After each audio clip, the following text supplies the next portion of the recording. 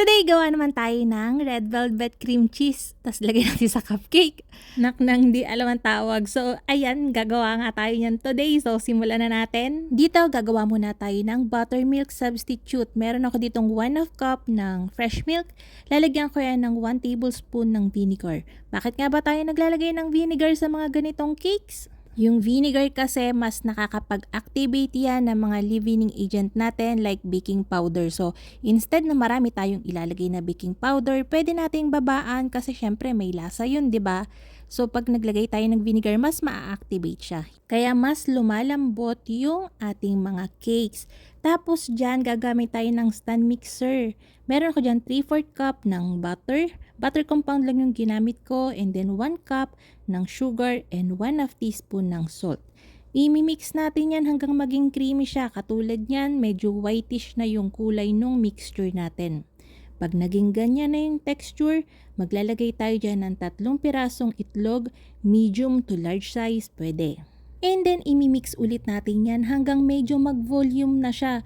Yung time kasi ng pagmimix, hindi ko masabi sa inyo exactly kasi iba-iba yung gamit nating mixer. Pagka naka-hand mixer ka, mas matagal yan. Mga aabutin niya ng mga 8 to 10 minutes, ganun. Pagka naging ganyan na nga yung texture ng ating mixture, maglalagay na tayo dyan ng 1 and 1/2 cup ng all-purpose flour. Pwede rin ng cake flour, pero pagka ganon, 1 and 3/4 cup yung ilalagay nyo. 2 teaspoon ng baking powder and 2 tablespoon ng cocoa powder. Imimix lang natin yan sandali until well combined. Huwag nyo nang ika-bonggang-bonggang mix. And then, pag nag-combine na nga yung ating dry ingredients, ilalagay na natin yung ginawa natin kaninang buttermilk substitute. Dahan-dahan lang yung pagbubuhos ng buttermilk substitute para hindi mag-separate yung butter. Okay?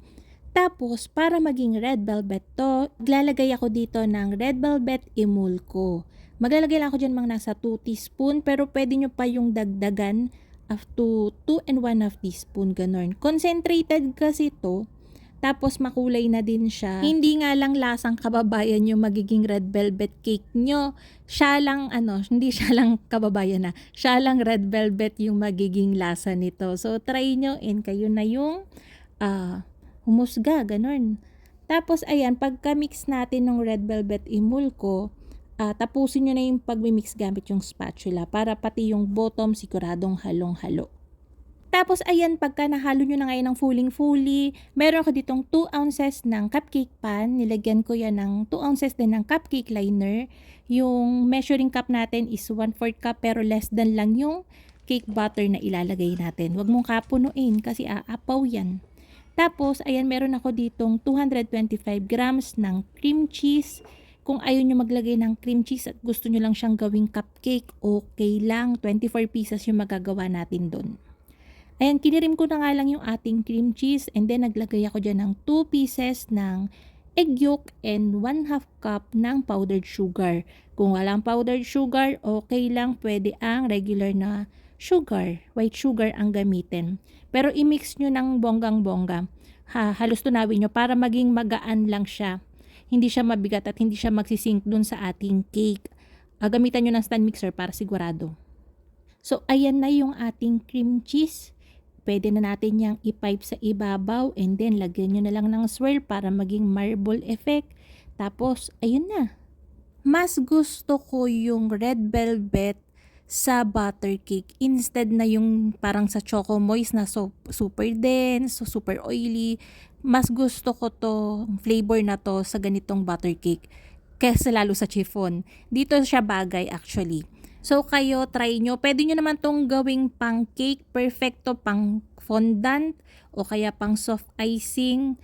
So yan, binake ko na siya kaagad. Binake ko to sa preheated oven na may 180 degrees Celsius for 15 to 18 minutes. Pag gumagawa ako nito, hindi ko kagad siya binebenta pagkagawa kasi mas masarap to kinabukasan, mas nagiging moist siya, mas na-enhance yung flavor niya, ganun. So ito, makikita nyo medyo hindi pa oily yung kanyang texture pero pag kinabukasan, sabi ko sa inyo, maganda na yan. Ito, pwede nyo rin siyang gawing loaf pan. Tapos, ayan, ang bilis naman ng video ko pagkaka-edit. Tapos, ayan, pakiabangan po, gagawa tayo ng ubi is ube. Ube Spanish bread. So, ayan. Ito yung upload ko sunod. Abangan nyo na lang po. So, ayun na nga mga kalutong tinapay. Sana yung nagustuhan niyo ating video for today. Magkita-kita tayong muli.